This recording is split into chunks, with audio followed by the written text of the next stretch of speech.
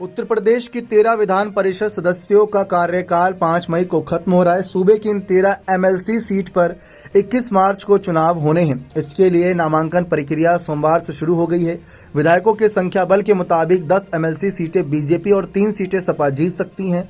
ऐसे में सबसे बड़ा झटका बहुजन समाज पार्टी को लगने वाला है।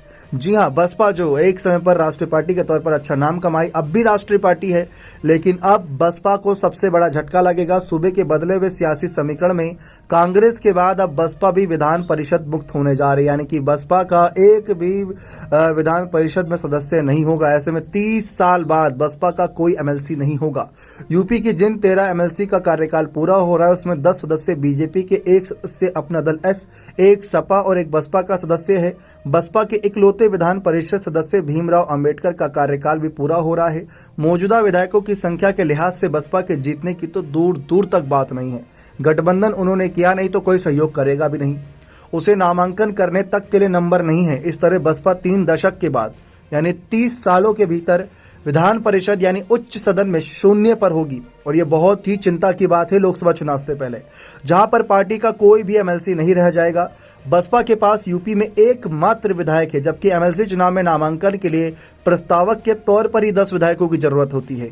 बसपा अपने दम पर तो नामांकन भी करने की स्थिति में नहीं है। बसपा का गठन 1984 में हुआ। पार्टी का पहला एमएलसी 1994 बना। 1993 में सपा के साथ मिलकर चुनाव लड़ने पर बसपा इसी स्थिति में पहुंची है कि अपना एमएलसी बना सके। बसपा ने बिरहा गायक काशीनाथ यादव को यूपी में अपना पहला एमएलसी बनाया था। इसके बाद से बसपा के विधान परिषद सदस्यों के बनने का सिलसिला बढ़ता ही गया, लेकिन 2012 में सूबे की सत्ता से बाहर होने के बाद से पार्टी के विधायकों की संख्या भी घटती चली गई। अब वक्त ऐसा आ गया है कि आप देख सकते हैं 2022 के विधानसभा चुनाव में बसपा के महज एक विधायक उमाशंकर सिंह चुने गए थे।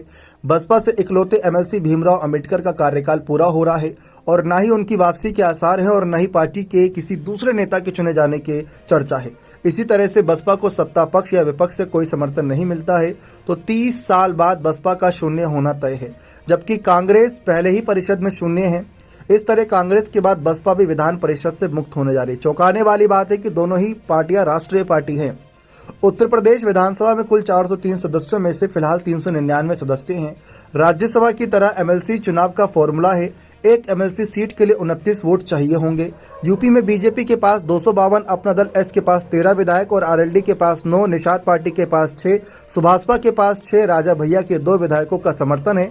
इस तरह बीजेपी के नेतृत्व वाले एनडीए के पास 288 विधायक हो रहे हैं। वहीं सपा के पास 108 विधायक तो हैं, लेकिन उसमें से अभी हाल ही राज्यसभा चुनाव में कई विधायकों ने क्रॉस वोटिंग की।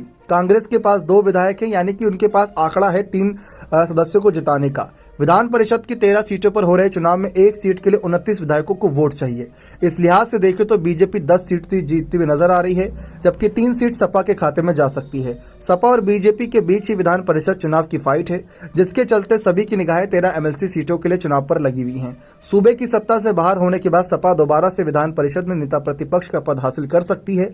हालांकि राज्यसभा चुनाव में क्रॉस वोटिंग करने वाले सपा के 7 विधायक और 1 विधायक ने वोटिंग में हिस्सा नहीं लिया। इन सपा विधायकों की बीजेपी में जाने की पटकथा भी लिखी जा चुकी है और अब विपक्ष के बजाय सत्ता पक्ष के साथ खड़े नजर आएंगे।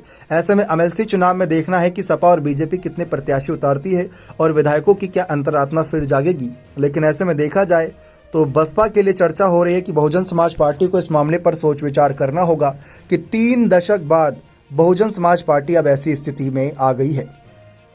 आपको क्या लगता है कि इसके पीछे के कारण क्या है? क्या मायावती के ऐसे फैसले जिसकी वजह से कई नेता नाराज होकर दल बदले, या फिर मायावती की बसपा की जनाधार ना बढ़ाने की चर्चाएं, जो कि जनसभाएं, रैलियां, ये सब ना होना? अपने कमेंट सेक्शन में अवश्य दीजिएगा। बहुत बहुत धन्यवाद।